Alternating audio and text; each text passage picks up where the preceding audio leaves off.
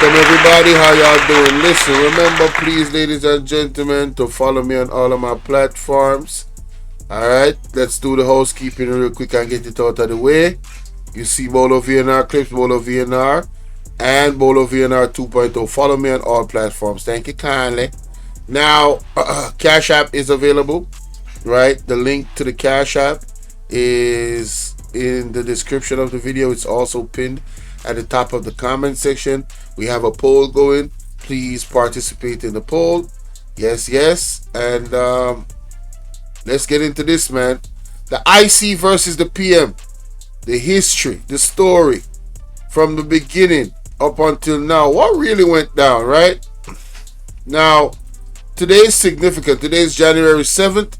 And the first hearing of the judicial review matter involving the Prime Minister and the IC begins this morning.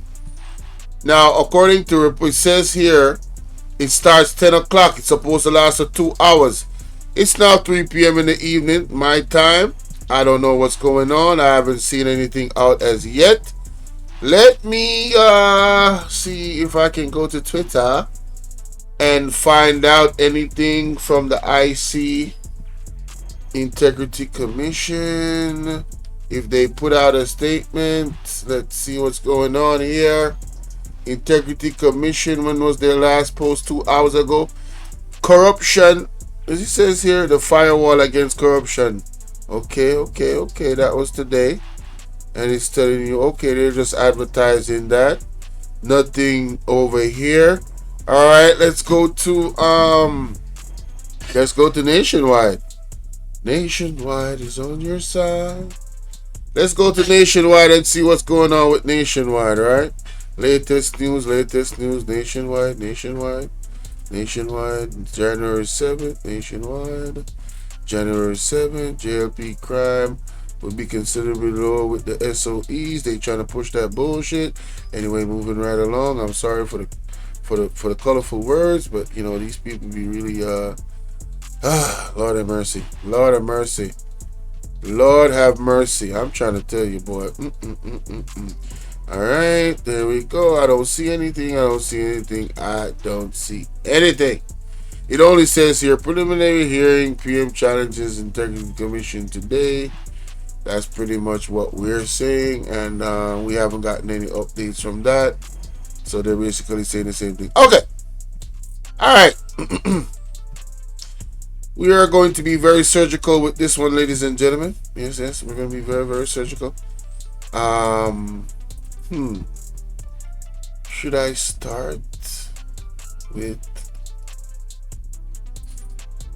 Okay, I have everything already queued up. Let's get into the content, man. Let's get into the content. Alright. Let's get into the content, ladies and gentlemen. How you guys doing out there? Hope y'all is well. Alright. Now, not so much of a chronological order, but let's take it from here. Administration. Newly sworn in Prime Minister Andrew Holness says his administration will be hard on corruption while investing in health, social security, technology and business innovation in order to help Jamaica recover stronger from the effects of the COVID-19 pandemic. Prime Minister Holness shared his vision for the nation following his affirmation as a leader of the Jamaican government. We have more in this report. Prime Minister Andrew Holness used his speech on Monday to signal a shift in how he would manage his emerging cabinet. Mr. Holness has reiterated his commitment to leading a government that is hard on corruption and task-oriented. He says complacency will not be tolerated. No one has been shown any special favors, given any protection, or influence brought to bear on any anti-corruption agency or investigation. This is a step in the right direction. However, in addition to investigation and prosecution, we must also seek to prevent the occurrence of acts which weaken public trust and damage the integrity of the government. To this end, I have indicated to the Executive Director of the Integrity Commission that each elected representative and each appointed minister will participate in the sensitization and public education programs to be established by the Integrity Commission. Mr. Holness, who is being sworn in at King's House for the third time in 9 years, says while spikes in the number of COVID-19 cases are inevitable, he has faith that the Jamaican people will conform to the new norm. Jamaica does not have the reserve of resources to always be locking down our economy. We must now all learn to live with and protect ourselves from the SARS-CoV-2 virus and the COVID-19 disease it causes. We cannot rely on fear, panic, and stigma to get temporary compliance, but on the conscious effort on the part of every Jamaican that as we go about our daily lives, working, worshipping, shopping, and socializing, we must follow the established infection prevention and control protocols. These personal measures, coupled with stronger public education, tighter enforcement, and prosecution of breaches, and control of non-productive and unnecessary movement and activities, will gradually bring the numbers down and relieve the stress on our health system and the exposure. All right, so right here is really what I want to focus on. This first statement that he made Has been shown any special. He says complacency will not be tolerated. No one has been shown any special favors. Given. So he's saying that no one has been shown any special favors in regards to the Integrity Commission. But he's now in court with the Integrity Commission.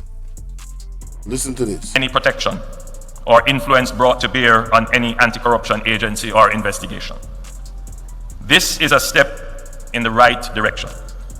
However, in addition to investigation and prosecution, we must also seek to prevent the occurrence of acts which weaken public trust and damage the integrity of the government. So, acts which weaken public trust and damage the integrity of the government. Doesn't the government have to move with integrity so nobody can weaken their public trust? But I digress. We're moving forward. That's what the man said. Now, listen to this. We will bring information to people where they are and in the forms they use. And also it shows that our party leader is on the ground, suffering the same pressures that the average Jamaican does. In terms of going to a gas station, you don't know which one have good or bad gas, and has purchased bad gas. Can you imagine, on that instance, I was about to take my wife to church in our constituency. We didn't intend to film the car. It was an intention of filming me taking my wife to church, what would be our day like in the constituency, that kind of thing. What role would I be playing there? And it so happens that when we went into the car, it wouldn't start. and that became the story, rather than me taking my wife to church. Because she was saying to me, hurry, and pressing the button, and the car wouldn't start. We took the car to a mechanic who recommended that we get a particular treatment and booster cleaner and a particular treatment, and then we went to the Healing Nation on Wednesday. We went to the Healing Nation convention at the arena. Car was driving perfectly fine then, but when we hit the highway, Stop again. it just lost power until it shut down. I thought we drove out the first one and we refilled at a different station, and apparently another bout of bad gas. But you see, I think what has happened is that maybe I don't know, I'm just speculating. I suspect that it has so clogged the injectors that right now it is now in the garage being I don't know what has happened, and tomorrow I'll get the full diagnosis from the mechanic, but I suspect that between engine and injectors that I will have a serious repair bill. And therefore when he speaks to the issue of bad gas, from first hand experience. People who make that kind of criticism don't understand media. You use all the forms of communication, and it's my job. My job is to bring to the public the political understanding of issues. I get a sense from Jamaicans that there are some Jamaicans who want to make excuses for government failure. This is an ultimate failure of the government. Now, this statement has been edged into time. Because, and forever and ever, because there's a lot of people making excuses for Andrew Holness' position where the Integrity Commission is concerned. They want to blame everybody else but Andrew Holness. If he had given the Integrity Commission what they needed to, certify his declaration, we wouldn't be in this position. Now you have to ask yourself the question, does he have everything they need to declare his assets? Or he knows that his assets cannot be declared? So the Laborites, stop making excuses for the government that's in power, according to your own leader in this clip. Let's play that back. That there are some Jamaicans. My job is to bring to the public the political understanding of issues. I get a sense from Jamaicans that they like that there are some Jamaicans who want to make excuses for government failure. This is an ultimate failure of the government. It's a political issue. Make no mistake about it. From our perspective, the law gives the minister a duty to supervise, oversee, and regulate the petroleum industry. There is a failure in that. So I am not apologizing to anyone who thinks that in doing my job I am politicizing. Of course, it is a political matter. And I am not apologizing to anyone who thinks I'm politicizing covering these stories, because the Prime Minister of Jamaica was not apologizing then. So we're going to make that categorically clear. This is the role that citizens should play. We should hold our government officials in check and keep them in line with evidence and facts, and also give our perspective as well. Put the pressure on them. This is what the opposition is for, and this is what the people is supposed to do regardless of who is in power. But I digress. Let's continue. And one must also make the point, as it was in healthcare, we too face certain crises, we too face threats, but the Jamaica Labour Party political administration of the government did not have the results as the PNP had with Chick V and other threats and dead babies. Why is it that these things happen under the PNP administration and not under the Jamaica Labour Party? Now this is very interesting. The fact that he went there and looked at the healthcare system under the JLP right now. Talk about getting radam. Embarrassing. We need some milk. But that's not why we're here. Let's continue. Administration. Because a different political administration. We have two different political views on how things should be managed. The little things that makes a difference. Yes. When you clean the drains. So I am not going to make any apology or give any succor to those people who would want to see the Labour Party keep quiet on important issues, political though they may be, but they do impact upon the quality of life that people live. I make no apologies for that. I make no apologies as well to that right now. Well, let's get to this, ladies and gentlemen. You can adhere to, because it is inimical to your interest to adhere to it, or inimical to the interest of your children's future to adhere to it, then there is a major, there's a major inconsistency there that you need to explain. Still think that's too late to get a flat belly after 50? Let us prove. Regine. Sure. Join us in a partnership for prosperity. Let's change Jamaica for the better. Choose prosperity. Does he own other entities in there, in ADMAT? In ADMAT? Yeah. I think he has at least one other property in ADMAT. And where is that?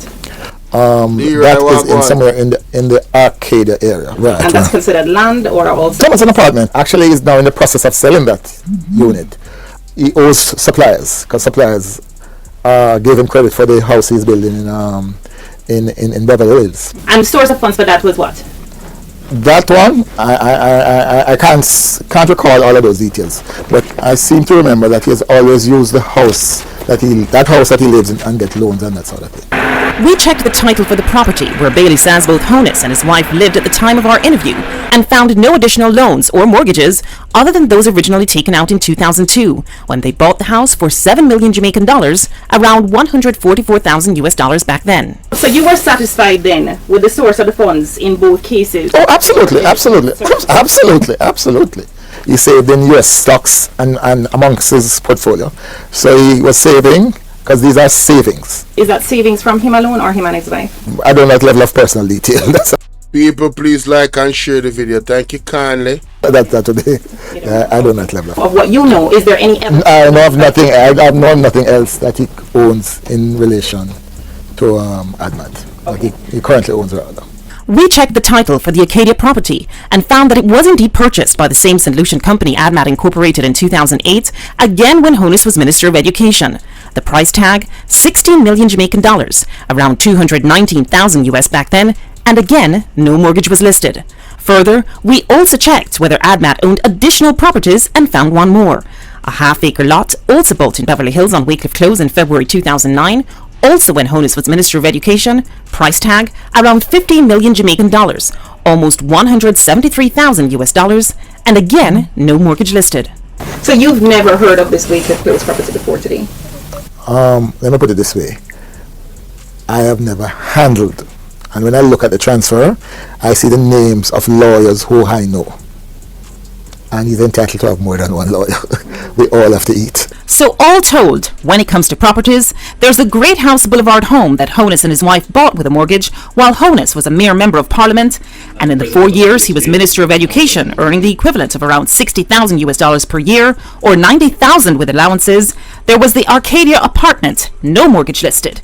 The land at Wycliffe Close in Beverly Hills, no mortgage listed. The land for the Shenstone Beverly Hills house he's building, no mortgage listed. And around 525,000 US dollars spent building the house in the 3 years after Holness's Jamaica Labour Party lost the election in 2011. Holness, through a member of his team, said he wouldn't comment on the source of funds for any of his properties before the election, but even after, he didn't. He also said he would make his financial statement public at the end of March 2016, but he didn't.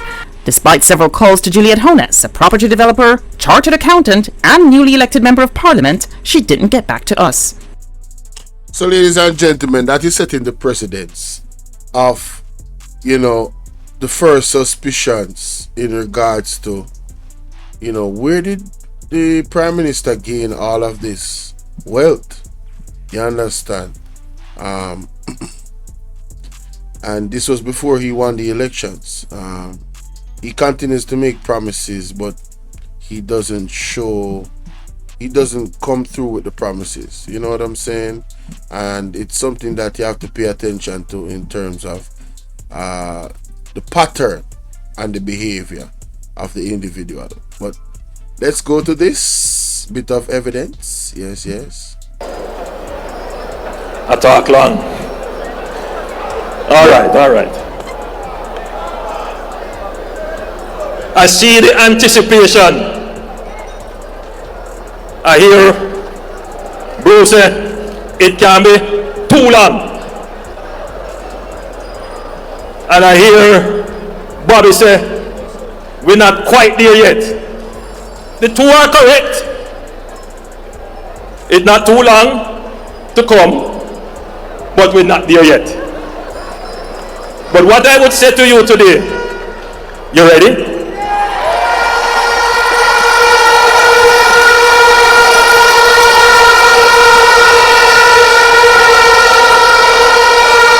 What I will say to you today, this government has not been without its challenges. I couldn't leave this stage without saying to you that corruption is not an issue that occupies the front of my mind. I couldn't leave here today and say to you that we still need to tighten up on the new anti-corruption systems and framework that is in place. In a sense, if you were to compare Jamaica to all the other countries in the Caribbean, our framework for anti-corruption would be the most advanced. It is not for want of putting in the legislative and institutional processes. They are there. But you have to bear in mind that we are also very new on the scale of dealing with anti-corruption issues. So there is a learning curve that we are going through. What is important is that the government supports the development of the institution so it can accelerate very quickly. Is a learning curve that we are going through. What is important is that the government supports the development of the institution so it can accelerate very quickly on that learning curve that we are going through. What is important is that the government supports the development of the institution so it can accelerate very quickly on that learning curve and provide the resources.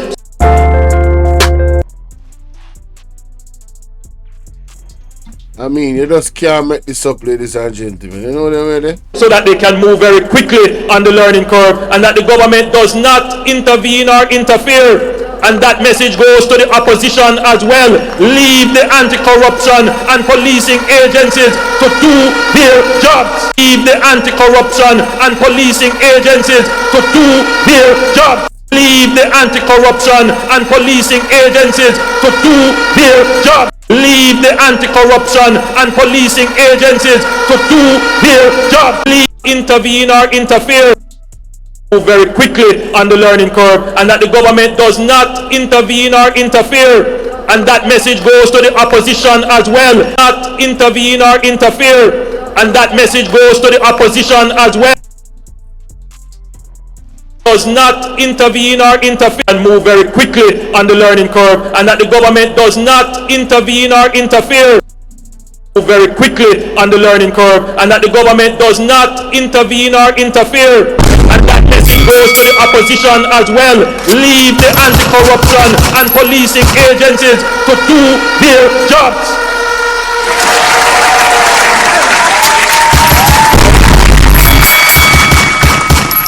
Wanna hear it straight from the horse's mouth, so to speak. Straight from the horse's mouth, ladies and gentlemen. The man said to leave the anti-corruption agencies alone. Stop interfering. Let them grow. They are young. We should support them. Give them more resources. What has the JLP been doing now? Talking about giving them less resources. Questioning why they are getting so much resources. And now we are here. The Prime Minister has taken the Integrity Commission to court. But let's continue. There's more. Before the new structure of the Integrity Commission was in place, there was extensive debate. If you don't know how to make chords, this is it.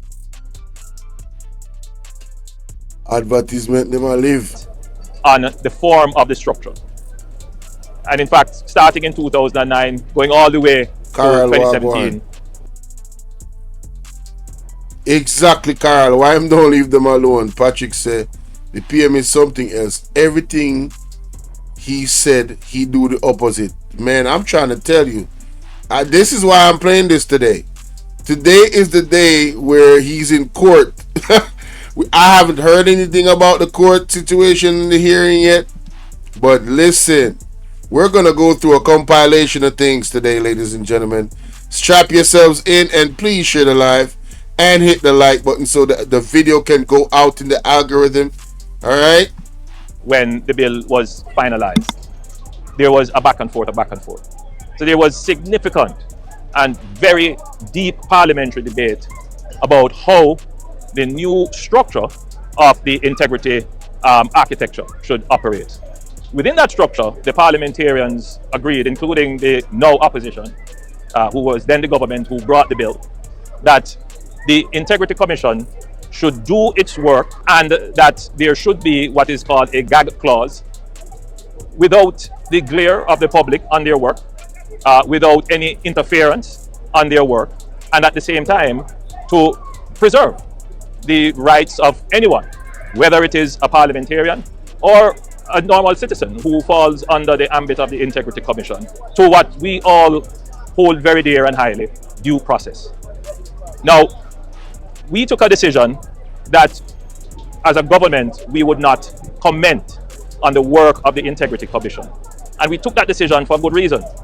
A few months ago, the call was that government members and public officials should refrain from any form of conflict, any form of caustic debate on issues, and that we should allow the Integrity Commission to do its work without any form of interference. Now, from day one, I've always maintained that I do not comment on the work of the Integrity Commission. The Integrity Commission is an independent entity. It has parliamentary oversight, but that parliamentary oversight has to be carefully exercised, because in no way do we want to appear to be trying to influence the Integrity Commission. Who's ready to hatch some cool? So, only hear that. We are playing his words, you know. We are playing his words. Right? Before we go here, so. Before we go to that video there, that very film, from the see that I don't know what time it is, right? But some people don't know, so this is why we're documenting it, ladies and gentlemen. Let's go to this. And as such will function under its general oversight. And I don't want to be giving conflicting views. It is a commission of parliament, but it is still independent. It is independent, like all the other commissions which have to be attached to some form of state authority. But the parliament cannot interfere in or direct the commission as to what to do, in the similar way that there are other independent commissions which are attached to parliament. Now, ladies and gentlemen, I want you guys to observe Pernell Charles. Him look ridiculous, as a matter of fact, with that damn thing on his head. But outside of the obvious comedy of his visual, I want you to look at the face of Pernell Charles while this report was, the Integrity Commission bill was passed January 31st, 2017. And I also want you to listen again to what the Prime Minister said about the powers of the Integrity Commission versus what the fact that they are independent. Listen to this. And as such will function under its general oversight. And I don't want to be giving conflicting views. It is a commission of parliament, but it is still independent. It is independent, like all the other commissions which have to be attached to some form of state authority. But the parliament cannot interfere in or direct the commission as to what to do. So when Mr. Panton came in to parliament, he already understood this. Who remember when Mr. Panton and the Integrity Commission was questioned by parliamentarians? He already knew this, which was publicly known. They cannot interfere. It's not that they're arrogant, it's just what it is. Right? Because how can the parliamentarians interfere into an entity that would investigate even them? It wouldn't make any sense now, would it? Sonia Barracks, how you doing? How you doing? Welcome, welcome, welcome. Now, who remember this? Prime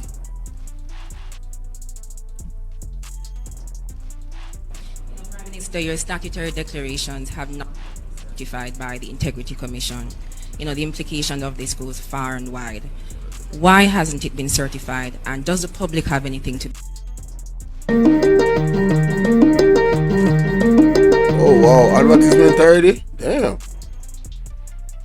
You would appreciate that this is for the state of emergency. Well, and PM, so you don't those are the questions. You know, so that lady voice annoys the hell out of me, because I noticed something. Anytime the Prime Minister is being questioned on serious topics, she tends to want to defend and big up BOJ TV. I feel him clip this, right?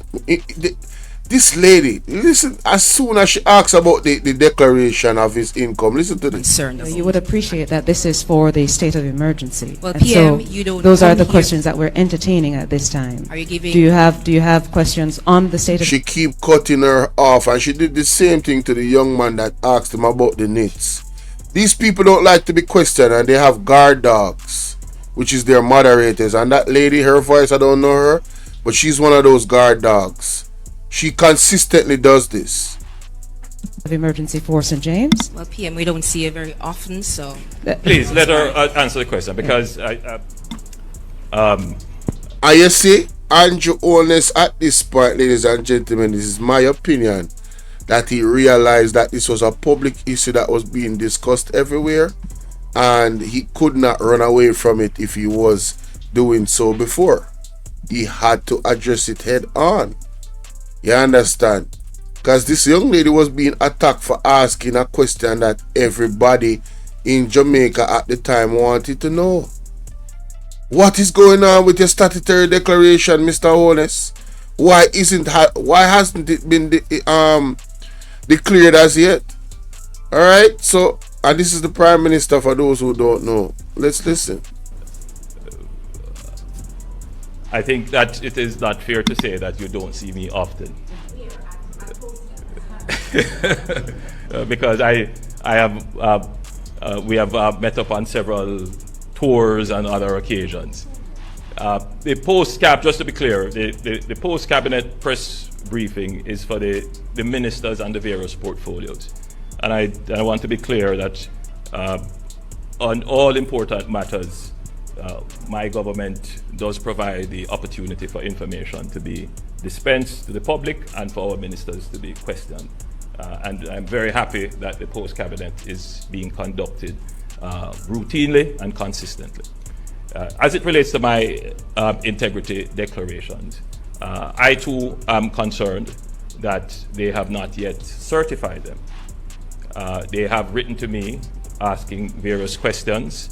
I have provided answers, and they have written to me again, and I'm in the process of providing those answers. You will, however, appreciate that. We have to pause right there. The fact that the Integrity Commission is reaching out to you and asking you questions in regards to your statutory declaration, which is standard procedure,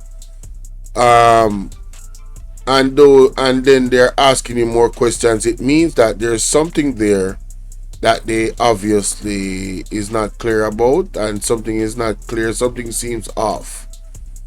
That's what I'm assuming. The fact that they ask you more questions means that they need to get more information so they can probably get more clarity. And the fact that at this point they did not give you your declaration means that something is not clear, right? It's quite obvious. But listen to the Prime Minister. That it does take some time, and particularly for me, to get 2 or 3 days to go through matters and provide answers. I simply have to be very frugal with my time. No, this right here rubbed me the wrong way, in terms of, it's like he was not prioritizing his statutory declaration as if it wasn't something of major importance. That's just how I read it. I don't know about you guys, but that's how I read it. What do you guys think about that? He has to be frugal with his time, so he's too busy. You know, I'm the Prime Minister. I'm too busy to declare my statutory declaration, to assist the Integrity Commission in aiding to declare my statutory declaration. Well, how did the opposition leader declare his? How did he prioritize it? You know what I'm saying? And I think this is the real mentality of the JLP members. They really do not prioritize, because you have to follow the leader, innit? The leader leads by example, right? It's like they don't prioritize their statutory declaration. Everybody is busy. But what, in terms of your image, why would you want to be the Prime Minister of Jamaica that his statutory declaration is not certified. Given that this integrity commission is something that is new, I would think that you would want to be the one leading by example in the right way, to be the first for his statutory declaration to be cleared. So he would be cooperative with the integrity commission. But I digress. Let's continue. And I suspect the same for the Integrity Commission that have to go through several thousands of declarations. But I would expect that they would give some priority to my declarations. I do hope to be able to respond to them before the end of this week. So I'm hopeful that they would do their work and provide the nation with the necessary... To enable everyone. To be clear, I have tried not to comment on the issue because I find myself in an invidious position in that I have to protect and defend most times the institutions of the country. So my silence should not be interpreted as not wanting to address it, but I do have another role, and that role is to protect and to defend the institutions, the laws that we have put in place.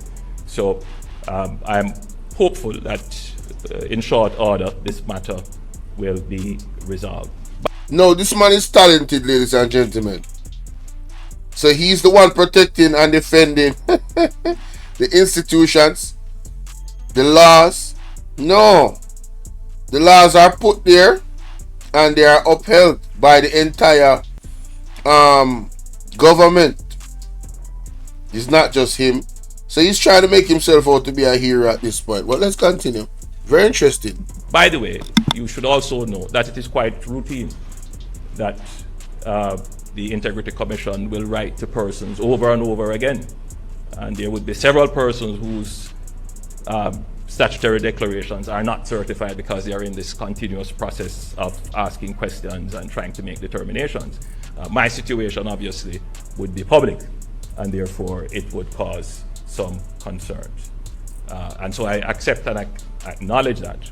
But it would not have been the first time that the Integrity Commission would have taken a long time to resolve my matters. And I suspect that as Prime Minister, they would want to be very detailed in what they do. I would hope that there is no difference in my treatment than given to others. So, I don't know if you guys noticed, but he was already setting the stage here, in my opinion, and insinuating certain things. Listen again to this last part that he said about the Integrity Commission. Would cause some concerns. And so I accept and I acknowledge that. But it would not have been the first time that the Integrity Commission would have taken a long time to resolve. So, it's taking too long. Hey Kimon, how you doing? It's taking too long. The Integrity Commission is taking too long to do their job. This is what was being pushed out in this from the get-go. They've been throwing this narrative out there that they're taking too long. So they never really supported the Integrity Commission from the jump, in my opinion, ladies and gentlemen. Listen some more. Of my matters. And I suspect that as Prime Minister, they would want to be very detailed in. So now he's saying that the Integrity Commission is maybe intimidated by the fact that he's the Prime Minister, so they want to be more detailed.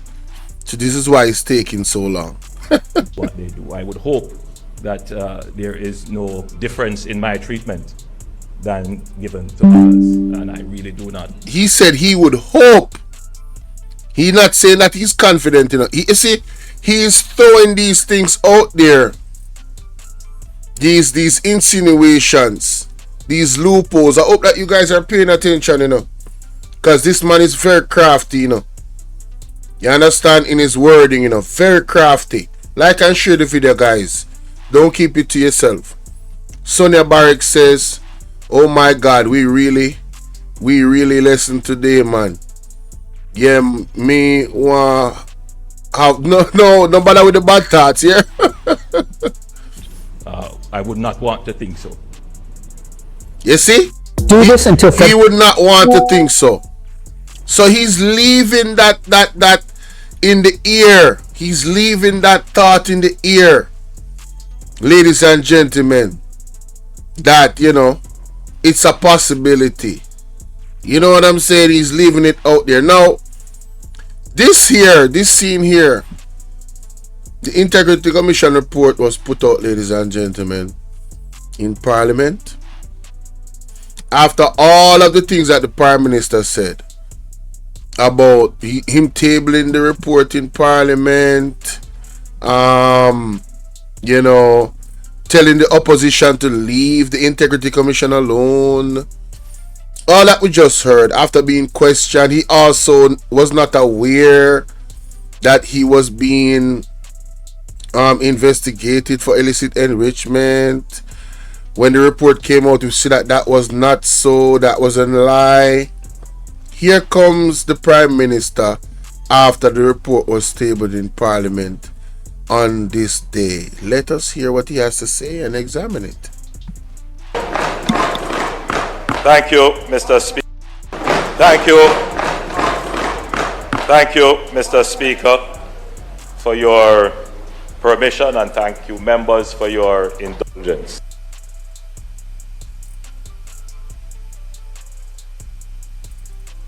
Mr. Speaker, on Thursday, September 5th, 2024, the Integrity Commission submitted an investigation report, ruling, and special report to Parliament concerning an investigation into my statutory declarations for the year 2021.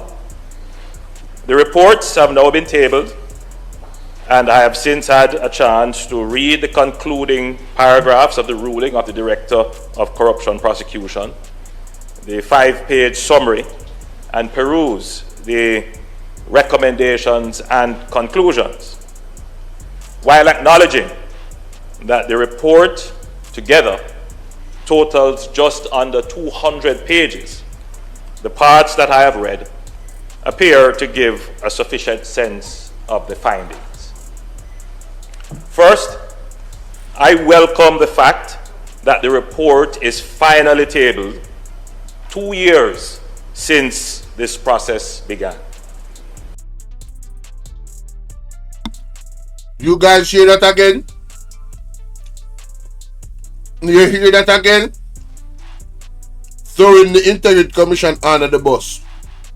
I welcome the fact that this is finally tabled after 2 years. Throwing the Integrity Commission under the bus. Listen. I also take note of the fact that the Commission tabled both the report and the ruling of the Director of Corruption Prosecution at the same time. The last time this was not done. 3 best exercises for plus-size tigers. For 3 weeks straight, I've been doing... Only hear that again, people. Another shot at the Integrity Commission. Based on what is said in the summary, queries were triggered because it is alleged that I had omitted bank accounts from my declarations. And one of these accounts was incorrectly reported as a US dollar balance by a financial institution. These matters were cleared as the accounts in question, by my recollection, were dormant, previously reported, and the balance in them were around Jamaican $3,000 and 200 euros. Subsequently, my declarations were once again referred for further scrutiny for accuracy and completeness. Other accounts were identified and alleged to be belonging to me, but undeclared. Some of these accounts were opened by my parents as far back as 1975, and my name later added, probably while I was still a child. Many Jamaicans add their children to their accounts for survivorship reasons and in the event of emergencies. I have never claimed these as my assets, and I am satisfied that the Director of Corruption Prosecution ruled that there was insufficient evidence to support claims that I intentionally omitted bank accounts from my declarations, and that there is greater evidence to support my explanation as opposed to evidence to the contrary. I also note that no other matter in the report was referred to the authorized authority, that is, the Director of Corruption Prosecution. The summary of the report outlined that my personal financial affairs from 2018 to 2023 was examined, including associate private third-party businesses and transactions. Over 3,600 transactions were examined, 28 bank accounts, over 80 witness statements collected. This effort to pursue me and my affairs led to the hiring of an international forensic accounting examiner for 6 months. As far as I am aware, only my 2021 declaration was submitted for investigation. After this most thorough interrogation of my personal affairs, which is not in any way connected to public funds or a benefit resulting from my office, they were unable to conclude regarding illicit enrichment. Nonetheless, they concluded that in one of the 5 years they examined, 2022, there was unexplained growth in my net worth of 1.9 million Jamaican dollars, or less than 1% of my total net assets.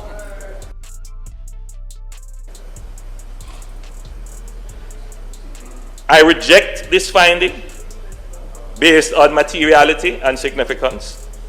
And while I have not had a chance to fully review the specifics of their calculations, just a cursory review of their formula, I have seen an error in figures they have used in their calculations. And therefore, I challenge this finding on incorrect use of data. I reject the finding that I acquired an asset for which the source of funds is not adequately explained. The Commission, in its own report, pointed out that this whole episode started with an incorrect statement from a bank. It started with an incorrect statement from a bank. A bank gave a balance verification that I had funds in US dollars, which was incorrect. So too was the asset in question the subject of errors by the financial institution that managed the asset.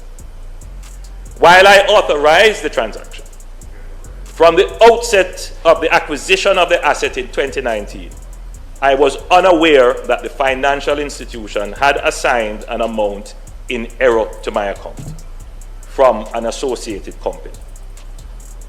A year later, the investment instrument, a bond, was called by the issuer, and the financial institution made another error and pooled my funds with the associated company.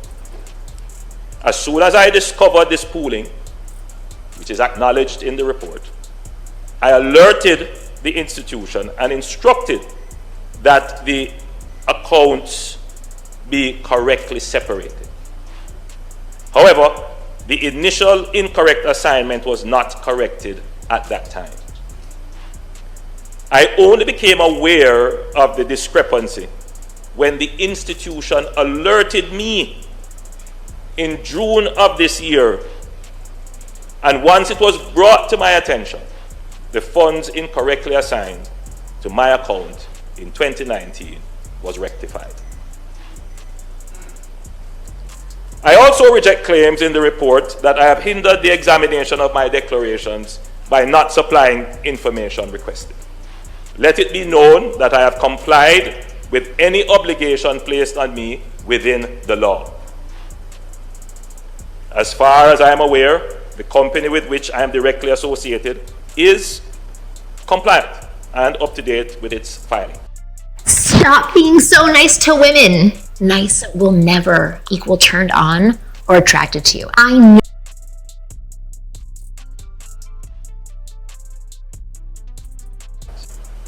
I have been involved in political life for more than 30 years. Yes, more than 30 years. Yo, him said that 2 times for them clapping up. What I tell you?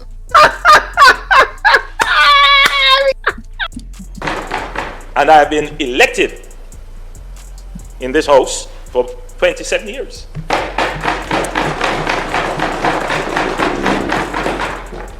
It always gives me a sense of great pride, but also a sense of humility to consider that, I grew up in a 2-bedroom board house at 56 Cumberland Road, just up from the Grassy Market in Spanish Town. He always uses where he comes from for sympathy and leverage from the people. Do you guys notice that? Yeah, man, I come from the ghetto to man. One ghetto youth, man. And so what? I don't wear my background as a badge. That's exactly what he actually does. Or try to exploit it, or exploit my humble beginnings. That's exactly what you do. That's why you mention it every 10 days. For political sympathy. I don't do it. I don't do it because I believe in working for what you have, regardless of where you come from.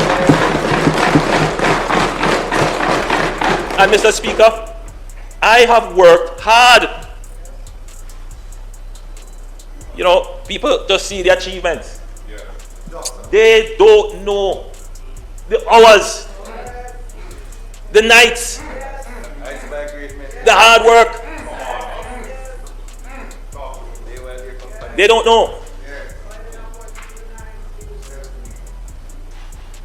I have worked hard, wisely, and honestly to achieve whatever I have.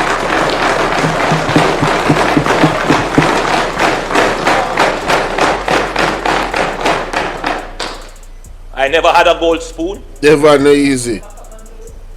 Bless and up. I have never depended on the public purse. Bro, Washington, bless up. Indeed, I gave up my salary.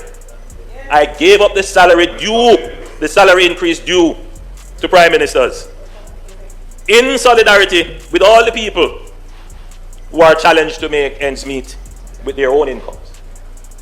I didn't take it and pretend to give it to entities that are in my interest anyway. No. On principle, I didn't take it. I have the privilege, I consider it a privilege, Mr. Speaker, and awesome responsibility of leading this country, and I take it seriously. Regardless of the attempts to distract me and unnecessarily consume my time. You hear that? Distract him and unnecessarily consume his time. This man is a narcissist. A kleptomania, like Devon said. Anne-Marie Wagwan, Anthony said, over-explaining suggests guilt. I mean, I'm just playing the evidence, of what he said, That's it. Just to show you the lengths that this man goes to. To one, undermine the Integrity Commission, and to just take us for a big old idiot, the Jamaican people. There's no respect, because if anybody should read the Integrity Commission report themselves, you would understand that Byron said, "What can go so? Move from there." Big up. If you should actually read the Integrity Commission report, ladies and gentlemen, what he's saying, the way how he's simplifying the Integrity Commission report in saying, oh, it's because of this and that's what started it and whatever. The details of it is far more damning than he's explaining here. I have never lost focus on ensuring a stable, resilient, and growing economy, reducing unemployment, improving our security as a nation, building out our infrastructure, and providing support for the most vulnerable in our society. Building out infrastructure, economy. You mean the economy that is now regressing? That is now in a big recession? That's what you were focused on? Well, wait a minute. If you was focused on that, you did a piss poor job, sir. You and your government, you and Nigel Clark. Right? Another lie. Right? Pure self-praising. Exactly. Exactly. Somebody said, Marjorie said, what? Let me see this comment. You work honestly for sit up late at night with a demon them a thief. You work dirty. Yeah, that's what when he said he worked hard, I'm like, criminals work hard too. What does that even mean? Right? He's definitely swimming in a cesspool of lies. Furthermore, I've always sought to discharge my duties with respect and dignity. Even for those who try to bring me down and do personal harm to my reputation. The weaponization of accusations of corruption is nothing new in politics. However, even the most skeptical onlooker must conclude that the handling of this matter, the time it has taken, the public resources used to pursue it, raise cause for concern. So, that's pretty much his argument. On many levels. That's pretty much his argument. It took a long time to deal with the Integrity Commission case. I want to show you how contrasting it is, you know. This is the same man that on his conference said, you know, yes, it's a young group, they need time. He was saying all of this, right? Before he was saying all of this. Hold on. And provide the resources so that they can move very quickly on the learning curve, and that the government does not intervene or interfere. And that message goes to the opposition as well. Leave. Let's listen back to this little clip. That we are also very new on the scale. All right, go back. Caribbean. Our frame and framework that is in place. I will say to you today about its challenges.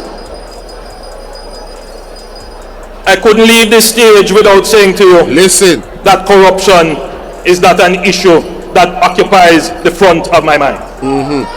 I couldn't leave here today and say to you that we still need to tighten up on the new anti-corruption systems and framework that is in place. In a sense, if you were to compare Jamaica to all the other countries in the Caribbean, our framework for anti-corruption would be the most advanced. So, the framework for the anti-corruption is the most advanced in the Caribbean. Listen what the man is saying now. It is not for want of putting in the legislative and institutional processes. They are there. But you have to bear in mind that we are also very new. So, the Prime Minister at this point understood these things about the Wagwan Dan. What's up, Neville? The Prime Minister at this time understood that the Integrity Commission and the Anti-Corruption Agency is pretty new, right? So he understood the quality of the framework that is put in place, right? And he also understood that they needed more time. Now, fast forward to him being under investigation, now they're taking too much time. On the scale of dealing with anti-corruption issues. So there is a learning curve that we are going through. What is important is that the government supports the development of the institution so it can accelerate very quickly. Is that the government supports the development of the institution so it can accelerate very quickly. Is that the government supports the development of the institution so it can accelerate very quickly. So he understood that the government should be supporting the institution so it can accelerate in its performance very quickly. What happened? What changed, Mr. Holness? Why you have moved away from this understanding to taking the Integrity Commission to court, wanting to pretty much destroy the Integrity Commission and take away the act itself? What changed, Mr. Andrew Holness? On that learning curve and provide the resources. What really changed? I'm telling you, man, this is wild, bro. Quickly on the learning curve, and that the government does not intervene or interfere. The government does not intervene or interfere. And that message goes to the opposition as well. So you included the opposition. I don't see the opposition interfering with the Integrity Commission. When they were called up and they were charged, then pay them money. Right? When they were called up and they were charged for breaching, you know, not declaring their thing in time, the two persons, right? They never put in their information in time. They were charged. But you were given special treatment in some way by the Integrity Commission. They were very, very patient with you. But now you're attacking the Integrity Commission. Very interesting. Anthony Taylor said narcissist is a person who has excessive interest in or admiration of themselves. Facts. Then his own wife not tell us him enough. In our interview, when she did just meet him at school, him say him nothing, just in everything. And I'm married a fear. Leave the anti-corruption and policing agencies to do their jobs. Andrew Holness, please take your own advice and your own words. Leave the anti-corruption agencies, make them do them job, brother. Boy, I carry people them go to court. Just because you're just declare your assets. Give them what they need. Yes. All I think that when they ask, I give them. How about that?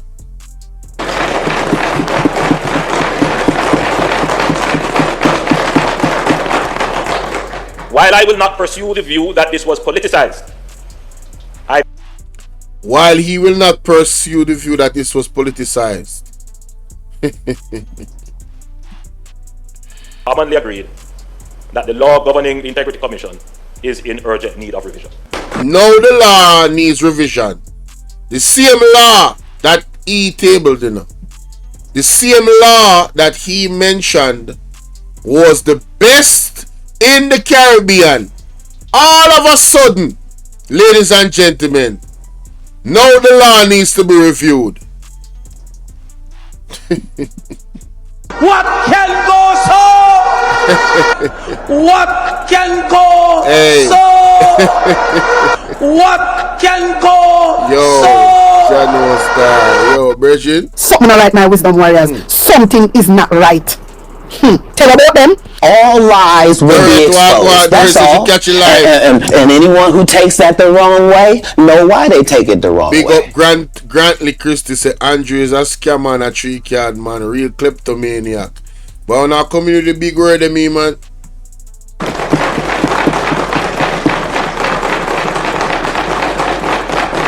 The current context of its operations does weaken its credibility, and we must do everything to ensure. The man said the Integrity Commission credibility is weakened. We say for Andrew Holness realize his statutory declaration not declare. It looked like it now go up. He has been attacking the Integrity Commission very subtly and cutely. But as soon as the IC report come out, full blast attack. That the appropriate laws are in place to prevent the politicization of the Commission and to support the Commission in its work. We must also ensure that the Commission itself is efficient and pays due regard to the use of public funds and the time and resources required of public officials to comply. To this end, the law must ensure that the work of the Commission focuses on relevant, significant, and material issues. Mr. Speaker, I will take legal advice on this report and its recommendations, including recommendations for referral to other entities. And Mr. Speaker, I will continue to pray to God for guidance and This strength Wednesday, January as I 1st. continue to lead Jamaica. Why? Me say if God coulda if God coulda even reach out and touch you to blouse and skirt when you said that a while ago. I just true God don't really operate so swiftly still. God give it time. Boy, you talk about God. Anyway, let me just add this little thing because I don't want to delete none of these videos, you know. What I have up right now. So give me a second, my people.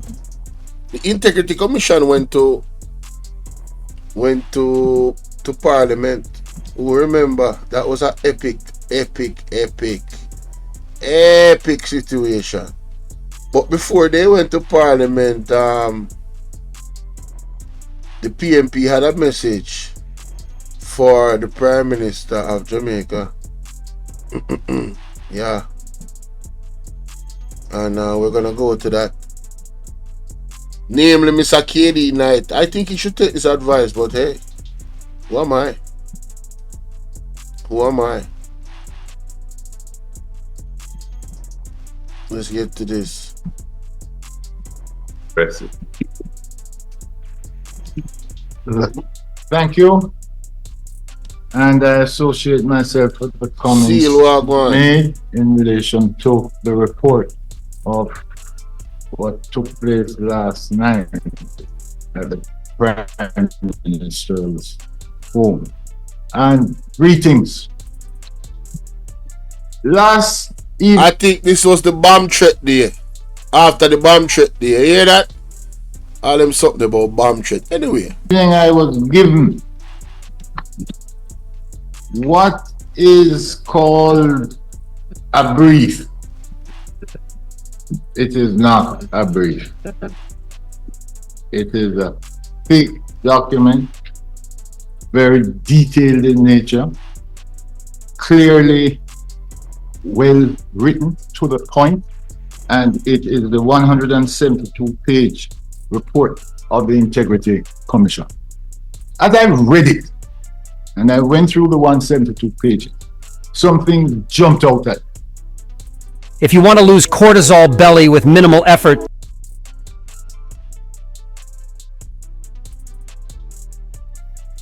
one of the things that jumped out was that the allegations investigated and some of the findings made, could one person have caused these allegations to have surfaced? No. My mind as a lawyer practicing at the criminal bar saw that there was elements. There were elements of conspiracy in this. And whilst I will not identify the potential conspirators, I will say that in the overall circumstances, the Prime Minister of Jamaica needs to remove himself from the office he now holds so that the appropriate investigative body can go very deeply into the allegations, and that the public will be satisfied that there is no interference at the highest level, and that certainly there is no cover-up. But this calls for detailed investigation. One jumped out at me too was the way in which the investigation was conducted, where they made reference to the judge's rules, that persons who were interviewed, they were interviewed in accordance with the judge's rules. Now, let me just point out one important aspect of the judge's rules. It is a warning to the person who is being questioned. And it warns the person that you need not say anything, but anything you say will be taken down in writing and may be used in evidence against you. And in this document, the warning was appropriate. Appropriate. What jumped out at me also, why would one need to have 28 accounts? Why? Hey, only the easy, you know. Marjorie Bolo, it's time to take down Andrew off of your page. He will try to corrupt your program. Yo, you think I lie, I tell? The amount of attack on my computer I get when I go on live streams, it's ridiculous. You are so right, you know, Marjorie. You are so right. You look like Pegasus at work. Me now stop talk. I first live stream this in about a week or two, where I haven't been getting any funny business going on my OBS software. Every other one I be a foolishness. BS glitching on them something there. Yo. But God is good. God is, anytime they don't interrupt my stream, I will get over 100 people in here easily. If they don't interrupt my stream. I know my audience. Right? But let's continue. Oh Lord, it's on mute. One need to have 28 accounts. Why? One would need to have 28 accounts if one was involved in businesses. Now, when I tried to find out who had the 28 accounts, I found out that it was the Prime Minister. You can run a country and run private business at the same time. It's one or the other. One or the other. And it is clear that one of the reasons why the country is in the condition it is in now is that sufficient time is not being spent by the chief executive officer to run the country. We have business ventures. Business venture. Jumped out at me also that, look, if it is that a prime minister is being investigated, how can he be the chief accountable officer for discipline, law and order? Hold on there, Dorrit, so what you tell me say? You have been trying to comment, so they are also attacking my comment section? Wow, it's not surprising though. In a country.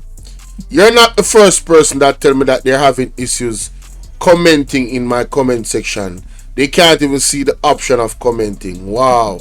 He cannot occupy the post and find himself in this position and do that which he was elected to do efficiently.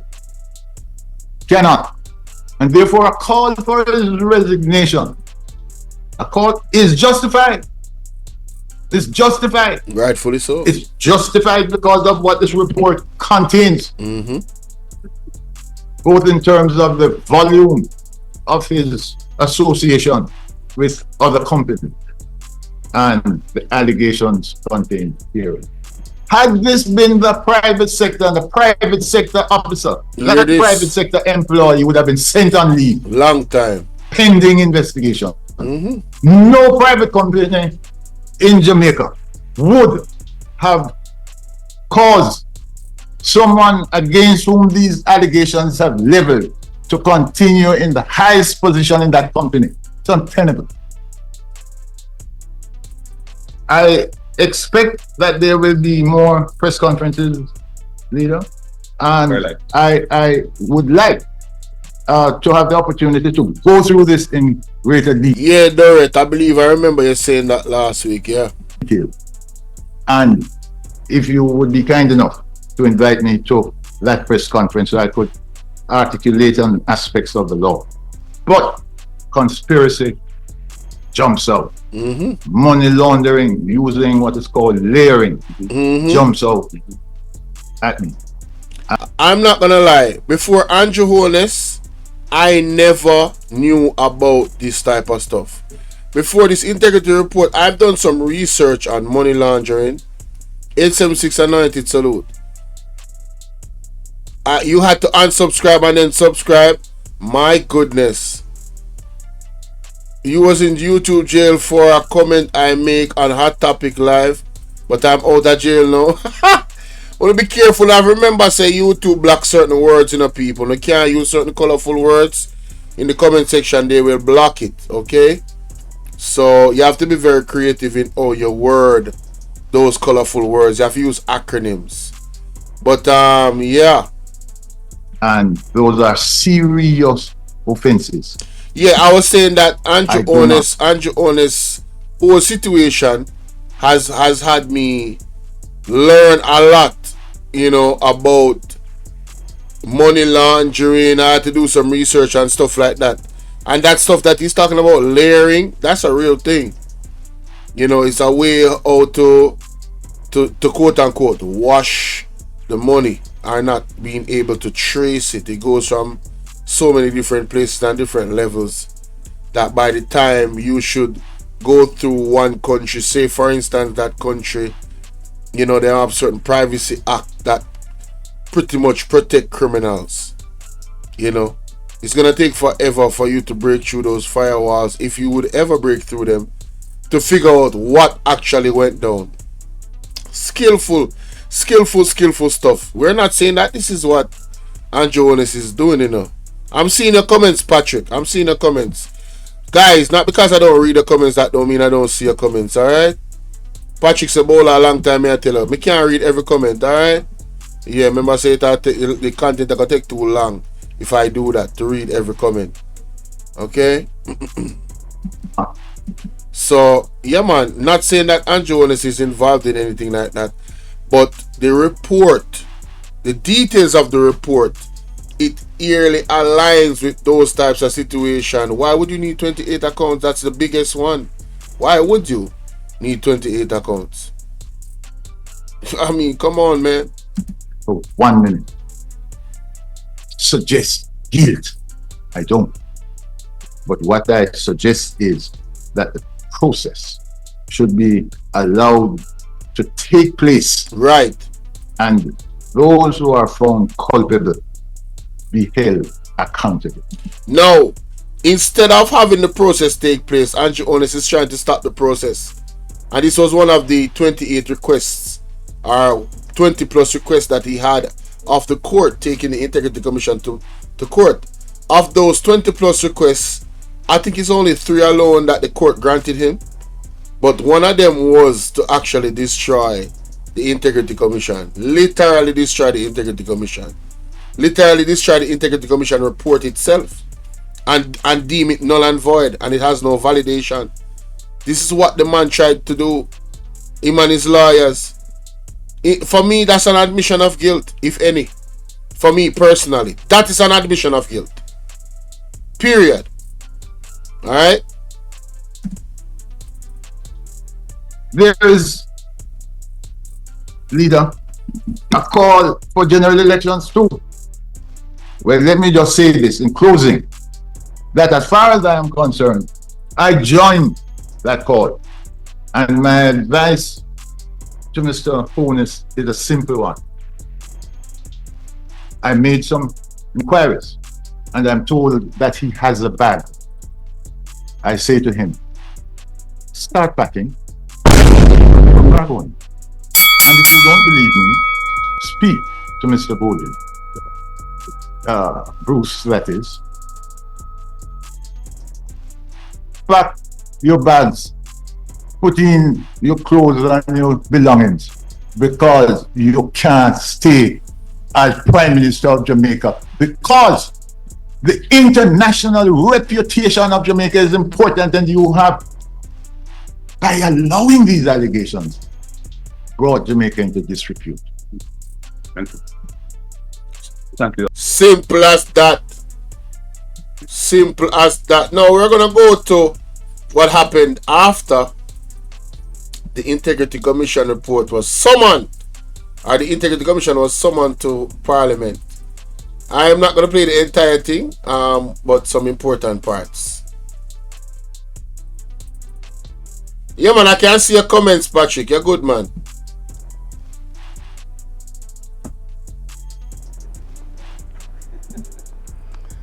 Morning, Mr. Chairman. Why am I not here? To make an apology on behalf Here, Mr. of Pantan, and he must speak. Monroe Ellis, who... What is going on here? What type of sorcery is this? Oh, I'm going on, sir.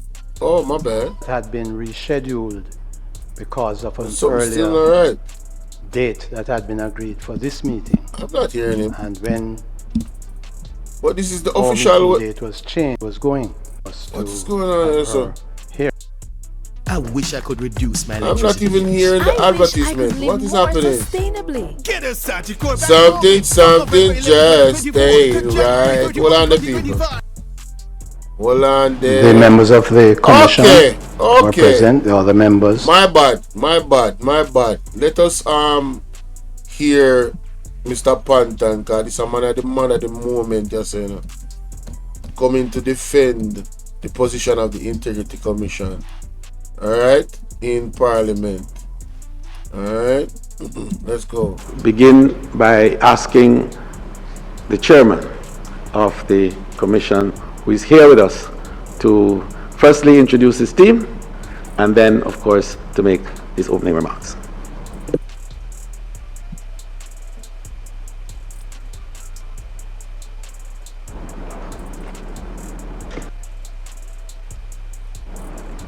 I'm in charge of it. Morning, Mr. Chairman. Thank you very much for the kind welcome. No, I couldn't hear, guys. I couldn't hear it for some reason, but I'm hearing it now. Judy, what's up? Big up yourself. Marlene says, so why him have to write what him have to say? Something is wrong.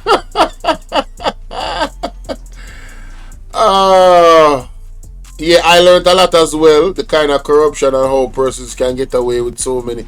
Yeah, man, trust me. This whole thing with the Prime Minister has been an educative period for me. Trust me. I have learned so much. I need to make an apology on behalf of Mrs. Monroe Ellis, who happens to be on a work assignment overseas. It's something that had been rescheduled because of an earlier date that had been agreed for this meeting. And when our meeting date was changed, she had to reschedule for yesterday, where she was going. And she's returning today, but not in... Oh, and guys, I keep forgetting to mention. But if you want to support the platform, ladies and gentlemen, monetarily, there is two options. There is a Cash App. The Cash App is $DH7220. Nightbot just dropped it in the chat a while ago. There it is. The link to the Cash App and also the name of the Cash App. And that link is also pinned in the comment section, ladies and gentlemen. So you can get it in the pinned comment section. You can get it by Nightbot, or you can look in the description of the video. Alright? And also the PayPal is BOLO876J. Everybody use TikTok, so everybody's supposed to have a PayPal. I'm just saying. The PayPal link is there if you want to support the platform in that way. It is not mandatory, but I want to make sure that I give you guys the option. Okay? If you choose to. Let's continue. Time for us to have her here. I want to introduce the members of the commission who are present, the other members. Mr. Justice Hibbert. Sometimes I want to fight the advertisement, let me see, man. Mr. Eric Crawford. Yes, you're right, that fully done story. No, nobody with that. Not fully done story. And of course, there is the Executive Director, Mr. Christie, and the other directors. Now, before introducing the report which we have already sent, Mr. Chairman, I'd just like to say that the commissioners have noted over the past couple of years that remarks have been made that the commission is partisan and that the commission that there is malice in its operations. I'd just like to point out that the persons who made those statements know that it is not true. They know that we know it is not true. And they know that Jamaicans know that it is not true.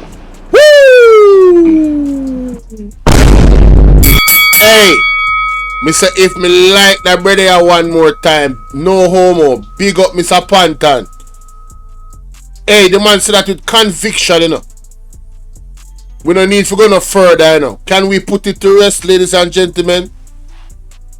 They do not take no sides. Everybody can get it. The PMP get it if they do wrong on them under investigation, and the JLP get it. It doesn't matter who you are, you're gonna get it. There's a situation where 70% of the persons on the voters list do not vote. And it is startling that it could be suggested that the 5 commissioners happen to be partisan. Yo, that is such an excellent point. 70% of Jamaica don't have confidence in both these parties. And they want to suggest that 5 people that is on the Integrity Commission is actually taking a side. The probability of that is very, very low, ladies and gentlemen. This is the point that the man is making. People literally in Jamaica don't have no confidence in PMP and JLP. The PMP is working 1,000 hours a day to get their old supporters to come out and vote the next election. Them literally trying to build up the relationship and the confidence on the ground of the people. Andrew Holness is helping them still, you know, because, you know, he's really, really bad at what he's doing. And the people are suffering. So, hey, he just might wake up the PMP supporters to come out and vote for the PMP. Although, you know, deep down, they still don't really have confidence in the PMP because of past transgressions. I'm just saying, this is what is happening. So if there's 5 people in the Integrity Commission report that they're questioning, maybe one of them is leaning one way, PMP or JLP, but the next 4 doubt it very much. And that's real talk. So we reject that. In terms of our performance over the years, we have on record from no one higher than the Prime Minister that in 2020 he commended the Commission in our Anti-Corruption Day celebration. He said, under the leadership of Chairman the Honourable Mr. Justice Seymour Panton, the Commission continues to distinguish itself, operating without fear or favour in pursuit of a just and corruption-free society. That was 2020. In 2022, he said that the Commission has done an outstanding job in increasing awareness and understanding of the anti-corruption framework. And as recently as December last year, he said, I am therefore pleased to note its work to expand public sensitization programs and improve investigative performance and technical proficiency, all of which represent a comprehensive approach to addressing corruption. I also commend the Commission's efforts to strengthen awareness and compliance, as well as its dedication to improving responsiveness, etc., etc. So I just want, although I know that Jamaicans on the outside know that those statements made in this hall by parliamentarians are not true, although they know that, the words here go international. So for the record, I wanted to put on there what none other than the Prime Minister has said in relation to the work of the Commission. And I hope that puts to rest the question of partisanship and malice. As regards... Yo, listen, man. I'm trying to tell you, this man speaks with a level of authority. I mean, how can you argue with that? The Prime Minister on several occasions has praised the Integrity Commission. But as soon as he's under investigation by the same competent body that he was praising, now they're incompetent. Now they don't know how to do their job. Now they're taking too long. Now they are bipartisan. Or partisan. That means they're taking a side. Make it make sense. Does it make sense? I don't think so. The Prime Minister is literally grasping at straws, ladies and gentlemen. It is a sinking ship that he's in, and he's the captain, and everybody around him seems to be incompetent as well. Them soon start jump shipping up. The people that are around him that is defending him in the government, I know, I can tell you, right? I can't see in people's mind, but listen. Somebody in there is thinking, yo, man, listen, this might go left. You know what I'm saying? We need to position ourselves.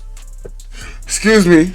We need to position ourselves to make sure that if and when it does go left, man, we can take that position and save this party. Who else believes that? Am I the only one? Am I the only one? Guys, look at your screen. This is Andrew Holness's, I think it was like school card or something.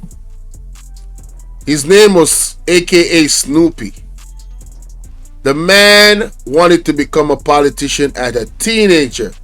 And he says his destiny is to be assassinated by one of his many enemies.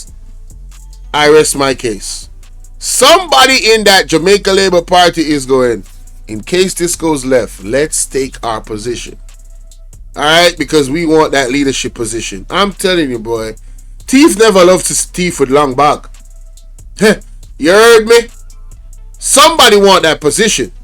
So I would tell the Prime Minister, sir, based off your own admission or declaration of your own destiny in your yearbook, shout out to Allen117 for that, thank you so kindly. In your yearbook, I think you should watch your back, my brother. And that's not a threat. I'm concerned. I don't want nothing to happen to the Prime Minister. I don't want nobody to touch the Prime Minister or hurt him. No! If he's guilty of crimes, he should go to prison. Yes, we want him to go to court. We want justice to be served. Alright? Yeah. Justice. We don't want not a hair to be harmed on the Prime Minister. So if he has people that is his own many enemies in his own circle, we pray that all their plans are foiled and nothing happens to the Prime Minister. Yes, we don't want nothing bad to happen to the man. Physically mad? No, sir. If he's guilty, we want him to go to prison. Because an example needs to be set. If he's guilty, we don't need no more corruption in our country. We don't need no more corrupt leaders. If he's guilty. But I digress. Let's continue. I've made my point. Some other statements made in this room about giving orders. The Commission takes orders from no one other than the court. That needs to be understood. They're not here. The Commission takes orders from no one other than the court. Them not here. Who they could challenge that statement that we make? Who came and challenged the statement? It come like they will forget that the Prime Minister told them that when he was laying the report, when he was laying down the Integrity Commission bill. Then forget what the Prime Minister said. Let us go back. Listen to this. And as such will function under its general oversight. And I don't want to be giving conflicting views. It is a commission of parliament, but it is still independent. It is independent. It is independent. It is independent. It is independent. Like all the other commissions which have to be attached to some form of state authority. But the parliament cannot interfere in or direct The Parliament cannot interfere in or direct. The Parliament cannot interfere in or direct as to what.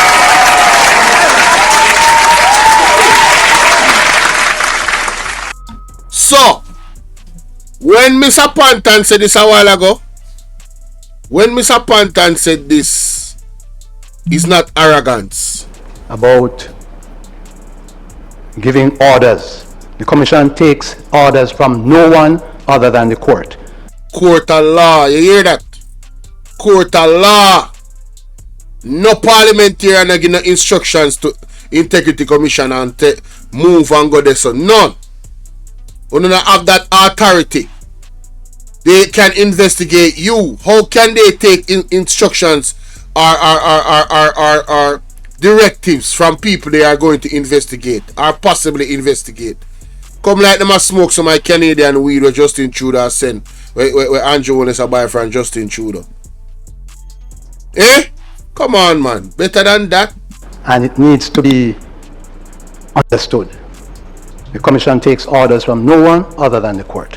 Of course, there is God-given orders which we all obey. And I hope, Mr. Chairman, that do this. Yeah, what the man say? Yeah, man. We not take no order from government, but you see God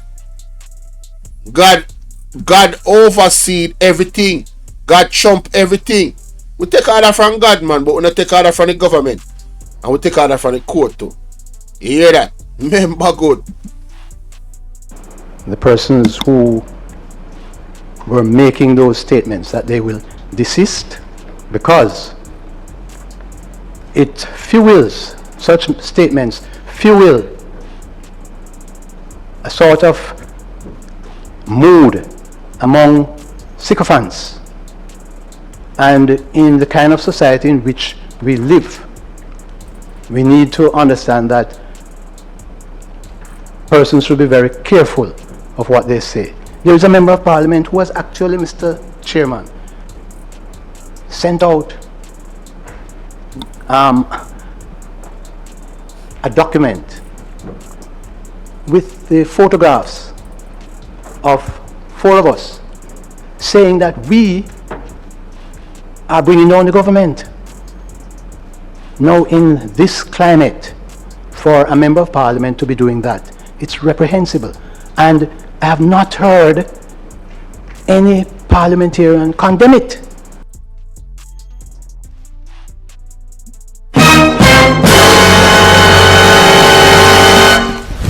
Emotional damage. People, this our important point to Mr. Pantan raised in this session right here, you know. Can you imagine them put out the people in picture, huh?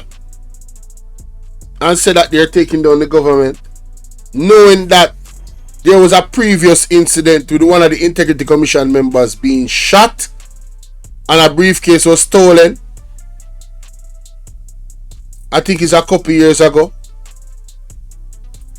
So, how can a member of parliament be doing that?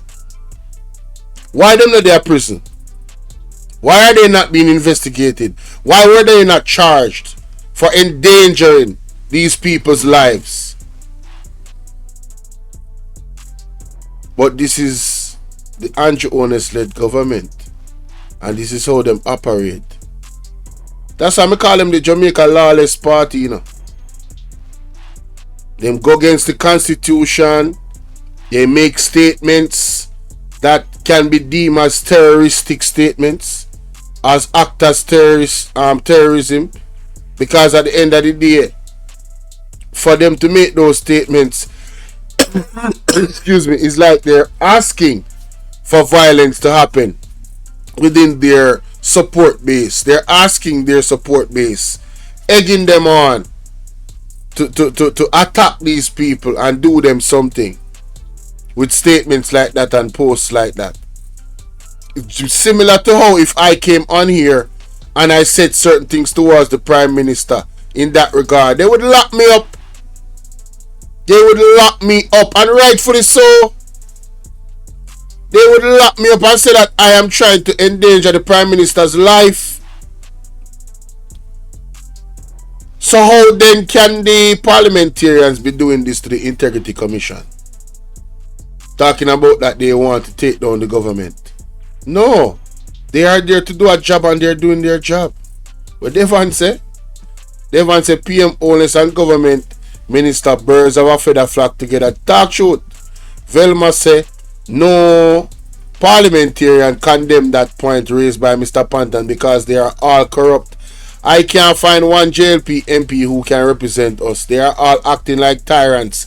I totally agree. I have been saying that. I have been doing some lives the other day and I've been like, who in the JLP can take Andrew Holness' place? That makes sense. He's just too tainted. But when I really look on the whole thing, it's like, huh? What do we actually have to choose from? You know what I mean? It's ridiculous, man. Honestly. Let's continue. And they're sending out, their parliamentarians sending out WhatsApp notes of all sorts of reprehensible things. And I hope that somebody will take the leadership to correct them. We on the Commission, we are committed to doing what the legislation permits us to do. That is what is happening. And it is not fair for the employees to be set in a stage where they can be set upon. So I trust that folks will realize that the reports that we send from the Integrity Commission, they are reports of facts. Did I hear?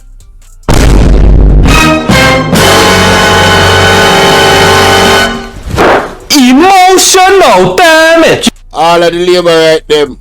All the well-thinking Jamaicans. I hope you not listen to Mr. Panton, you know. Mr. Panton. The information that comes out on those reports are facts. These people have to operate under the law because they have to answer to the law. These people are legislators and judges, you know. Former judges and them something, you know. You understand? Lawyers. And the work that they're giving, they would be fools to corrupt their work. The Integrity Commission will be literally taking a gun and putting it to their head to put out information that is false on anybody, on anyone, including the Prime Minister. Right? So this court case that the Prime Minister put out, I believe he has really hurt himself taking the Integrity Commission to court. And we're going to see. I cannot wait. Does anybody have get any messages as to how the court case went down, ladies and gentlemen? There are factual statements in the reports. Of course, there are recommendations attached to the reports which the law allows. The law says that the Director of Investigation may make recommendations. The recommendations that are made, the Parliament need not follow them. In fact, the Parliament in Jamaica has a history of recommendations being made by people who make reports, Commission of Inquiry, and the recommendations are ignored. So we understand that. And we should not really have a situation where we are being pilloried for doing what the legislation allows to do. And that is important. Again, Andrew Holness is the one that tabled this legislation, ladies and gentlemen. Andrew Holness was well aware of what the legislation actually allows Mr. Panton and his team to do. Right? You don't have to, because they recommend that the Prime Minister being investigated further by the FID. If you don't want to follow that recommendation, that is quite fine. Now the people of Jamaica have something else to say about that, innit? You know what I'm saying? Oh, you guys haven't heard anything yet? People, if you don't know, say the Integrity Commission drop facts. When they put out them report, put facts. If you think it's fiction, put fiction in the comment section. Alright? Now, in relation to this annual report, Mr. Chairman, it was dispatched to the Parliament in late June. The letter that I signed sending it is dated the 24th of June. And I did notice that no sooner than the annual report left the offices of the Integrity Commission, no sooner than it left the offices, there were public broadcasts of it before it was tabled. And I noticed that it happened also with another report that was sent subsequently, and another report that was sent last week.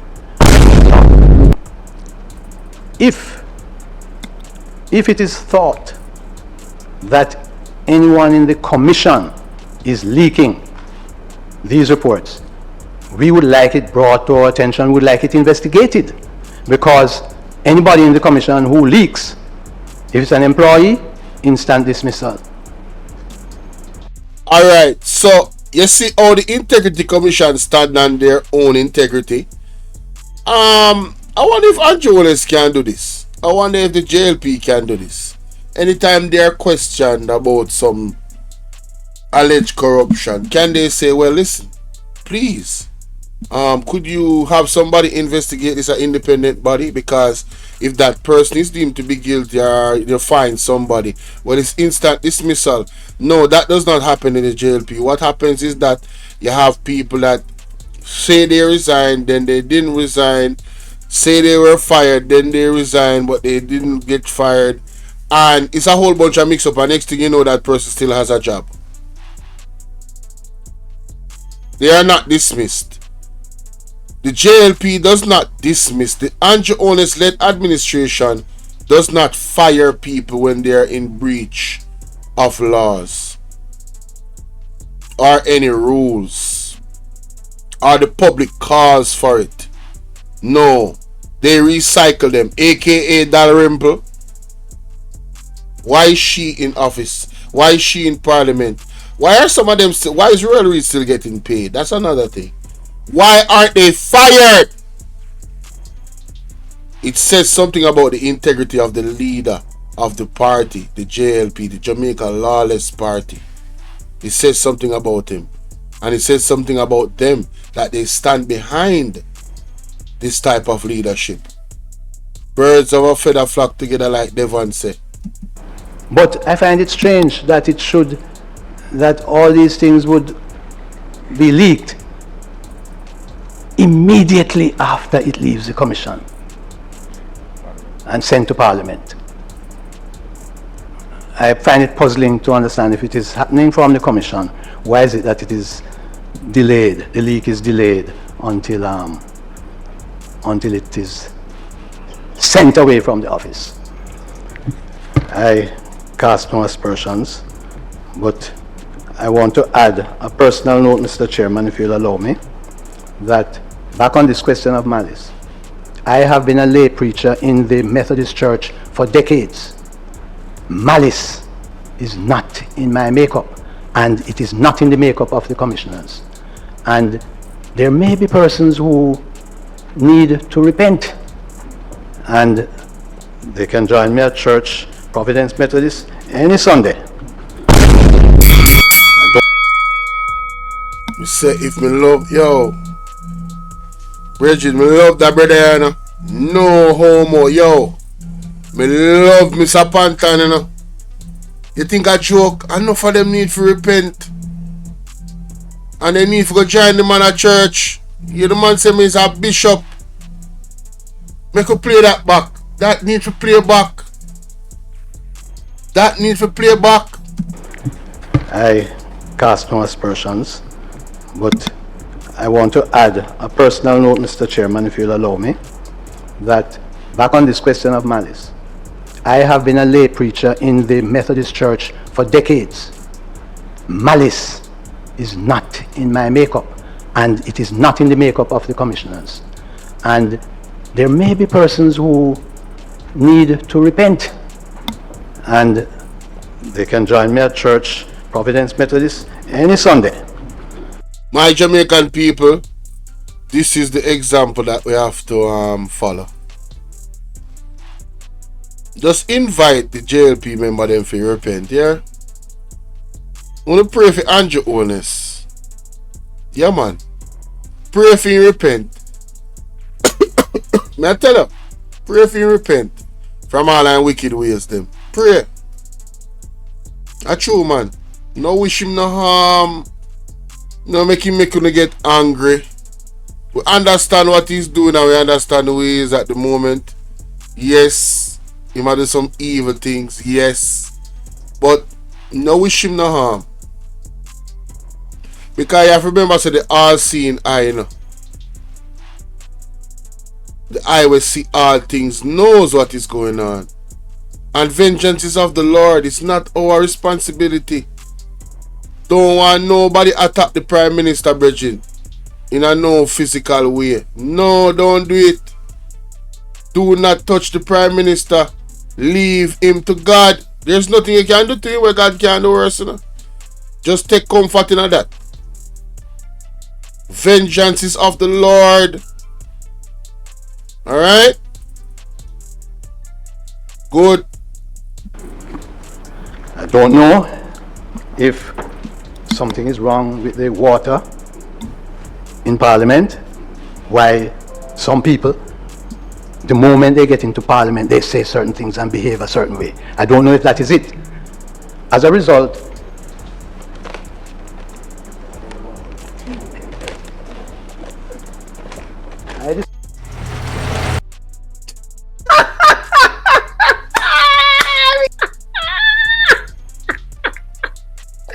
That is funny, honey. That's funny. Providence Methodist, Oh any Sunday. That is funny. I don't know if something is wrong with the water in Parliament. Why some people, the moment they get into Parliament, they say certain things and behave a certain way. I don't know if that is it. As a result,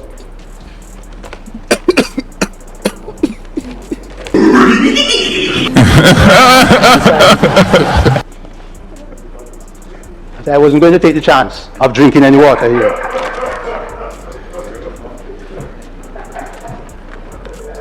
Another feature, Mr. Chairman, which I'm very serious about, is that because of what has been happening, I personally intend to see if I can meet with Senator Longmore, Doctor, to have a word with her, because it may well be that she needs to have a word with some members of the House.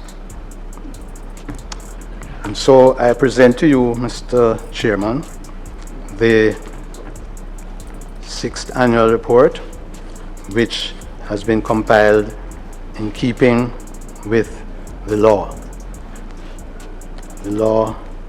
Sorry, Mr. Chairman, not to interrupt you on the flow of your eloquence and indeed the wonderful parliamentary theatrics that we saw a while ago with the holy water which you brought. But a member is showing an interest in making... No. I'm sorry then. I'm sorry, oh, I see. Yes, I'm finishing now, sir. I present to you this document, this annual report, 231 pages, 32 pages with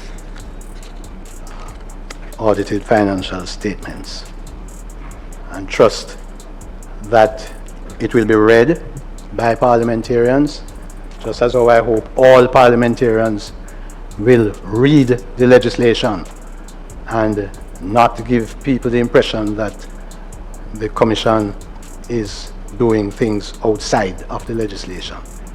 Thank you very much. Thank you, Chairman. I heard you. Them not here. So we are gonna move on from that now. Right? Mr. Pantan come and you can't watch the rest of that to themselves. That was a very educated and entertaining session that happened in the courts, ladies and gentlemen. I have to say, Velma say, yes, we must not wish bad. We must pray that God delivers him. He needs to repent. Power and money get to him. He always uses his board house as an excuse to say he deserves riches, but taxes. Exactly, Velma. Exactly right. You know what? Let me just share my screen. Yeah, let me just share my screen, ladies and gentlemen. I want to go to this clip with Dean Jackson Miller. Dean Jackson Miller. Very short clip. So we move away from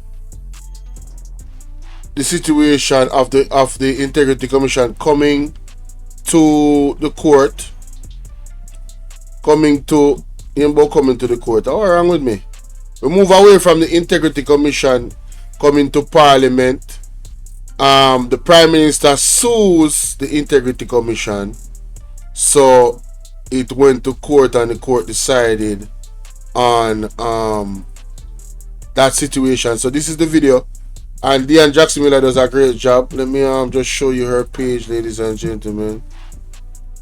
Dean Jackson Miller, I'm gonna go ahead and subscribe. I'm already subscribed, and I click the bell and I click all, baby. Alright, so let's go back right here. Court rules on PM case against Integrity Commission. Advertisement again.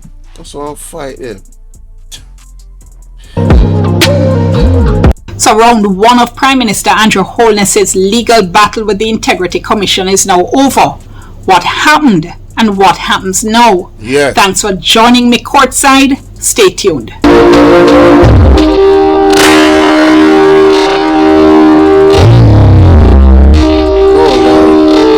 Oh, my bad. Sorry about that, y'all.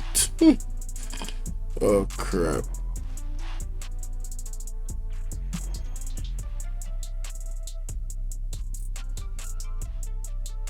So a quick reminder that all this is because the Integrity Commission has not certified Prime Minister Andrew Holness's statutory declarations for 2021 and 2022. Now, I did a whole series of videos going through the Integrity Commission's report on the Prime Minister's statutory declarations. You can check those out. A statutory declaration is when a public servant is required by law to make a list of all his or her income, assets, liabilities. That information has to be filed with the Integrity Commission. And the Integrity Commission, because you have to file that every year, they use it to keep track of your wealth and whether your income can legitimately explain your wealth. If they're satisfied with what you filed, then they'll certify it. So that's the cause of all the problems here. They haven't certified the Prime Minister's declarations. So the Integrity Commission had published a report on the Prime Minister's statutory declarations, and why it was they hadn't certified it. So the Prime Minister took the Integrity Commission to court to try to force them to certify his declarations for 2021 and 22, and also to try to get the report quashed or thrown out.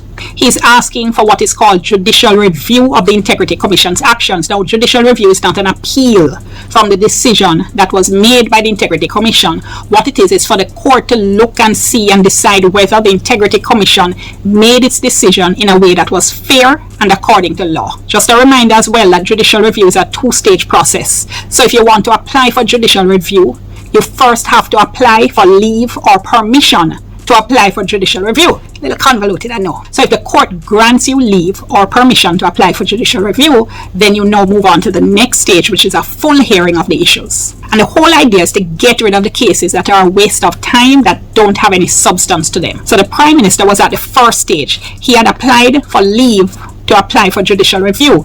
The Supreme Court has now ruled on his application and has granted leave or permission in relation to part of the application and refused part. So let's break down what happened. Dr. Holness and the 3 companies associated with him were asking the court for a whole heap of things, 28 remedies in all. Not going to go through all of them, don't worry, although in my videos I did, so you again look below and you can look at the previous videos I did that went into very great detail in terms of what the Prime Minister was asking for. You know, so I've got to play that video there though. Them 2 videos that she just mentioned a while ago. Yeah man, I've got to play, see the Prime Minister take IC to court and what he was asking for. We're going to play it for documentation purposes. So the Prime Minister wanted some orders of certiorari. These are also called quashing orders, and what they mean is orders to throw out or nullify a decision that had been made by the Integrity Commission. The Prime Minister and his team are also asking for orders of mandamus. Now, these are orders. Want to hear that, people? The Prime Minister wanted to throw out or disqualify the Integrity Commission's conclusion and their whole report. Let me play it back. In terms of what the Prime Minister was asking for. So the Prime Minister wanted some orders of certiorari. These are also called quashing orders, and what they mean is orders to throw out or nullify a decision that had been made by the Integrity Commission. The Prime Minister throw out or nullify. Throw out or nullify. Alright?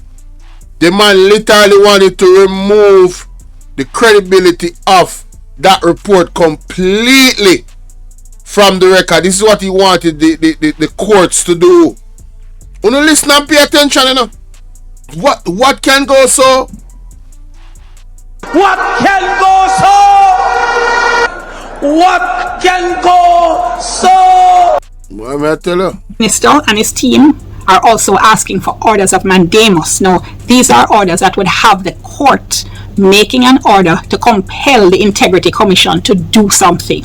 Then they wanted some declarations for the court to make certain rulings on issues of law. Now, as I said, the court granted some of what the Prime Minister was asking for and refused some. First of all, what did the court grant permission for?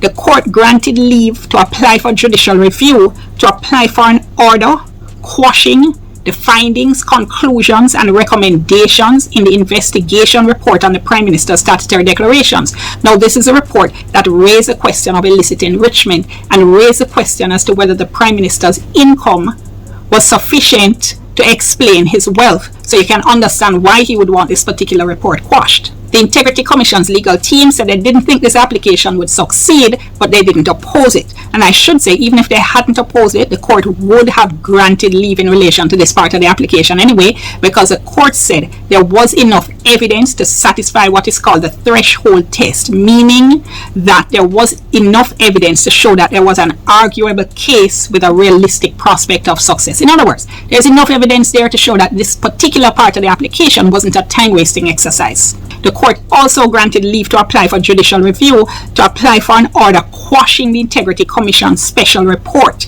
Now, this was a one-page report that said, among other things, that the matter of the declarations had been referred to the Financial Investigations Division and that there would be no finality in the matter until the Financial Investigations Division had finished its work. So basically, Andrew Holness don't want further investigation by the FID.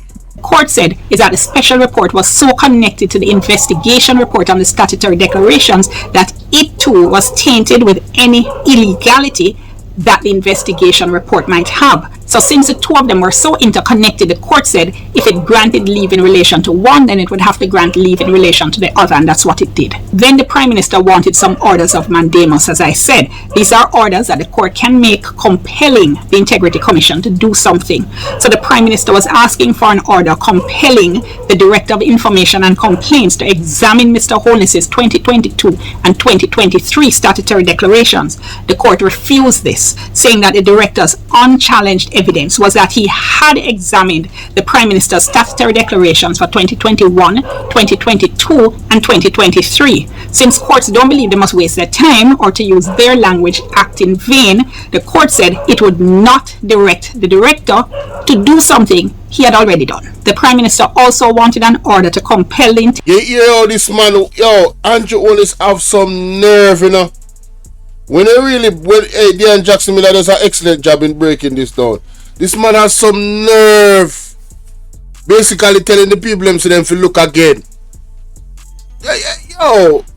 Integrity Commission to comply with Section 32 of the Integrity Commission Act. Now, that's a section of the Act that sets out the duties of the Director of Information and Complaints, and also wanted an order to compel the Integrity Commission to comply with Section 42 of the Integrity Commission Act. That's a section that deals with examining statutory declarations. This was refused. The court said neither of those sections, neither Section 32 nor Section 42, imposed any duty, any statutory duty on the Integrity Commission. The Prime Minister also wanted an order compelling the Director of Investigations to recommend to the Integrity Commission that the Prime Minister be exonerated of culpability in relation to the 2021 and 2022 statutory declarations, meaning he wanted the court to tell the Integrity Commission to say he had done nothing wrong. The court refused. The court said it cannot and will not usurp, meaning take over, the decision-making powers of public bodies and public officers, and therefore, on that basis, refused leave to apply. Finally, the Prime Minister was asking for a number of declarations. Among the most significant of those is the one asking for the Integrity Commission Act to be struck down,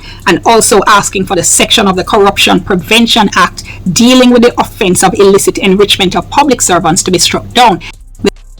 We have a pause right there, so.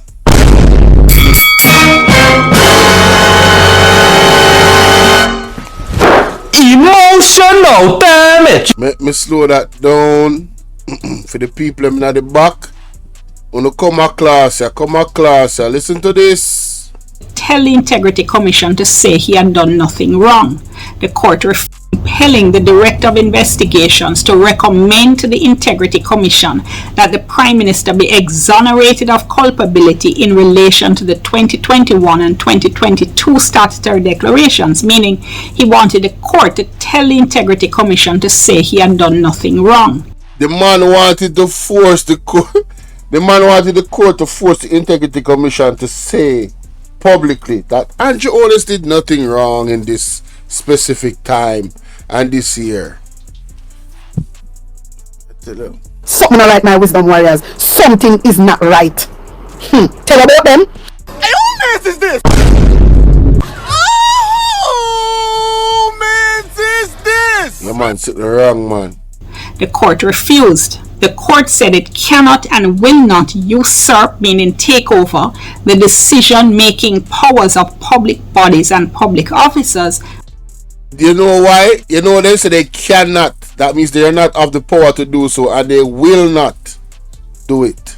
And therefore, on that basis, refused leave to apply. Finally, the Prime Minister was asking for a number of declarations. Among the most significant of those is the one asking for the Integrity Commission Act to be struck down.